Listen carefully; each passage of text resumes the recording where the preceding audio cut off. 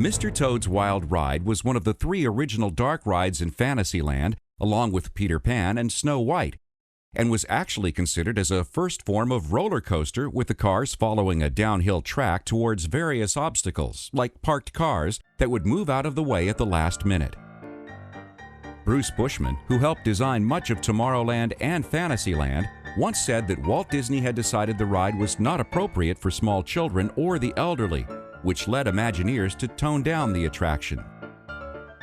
Bill Martin, an art director and scene designer, was called in to help work on the designs of many attractions, like Sleeping Beauty's Castle, Peter Pan's Flight, Mr. Toad's Wild Ride, and more. In 1954, he began to help with the design of Mr. Toad's Wild Ride. He started with the layout of the track and built from there.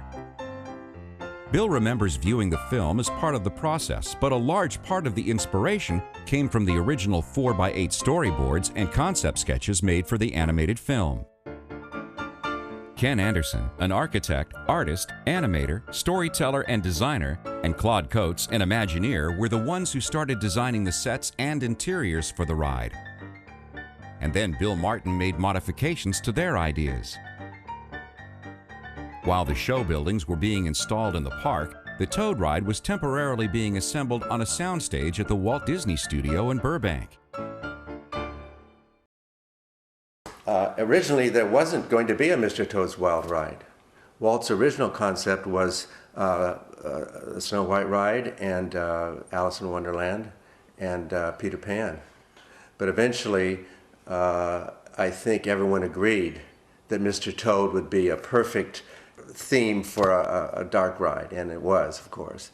So the Toad character became part of the group, and Alice was postponed 3 years, as you know, and it opened in '58.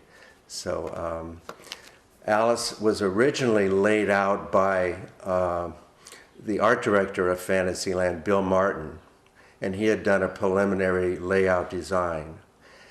And the company had contracted or contacted Aero Development Company in Mountain View, California, and they had a ride system that would make very sharp radius turns, so they could twist and turn this little ride in the very small space they had. Next to Peter Pan, there wasn't very much room to put this ride.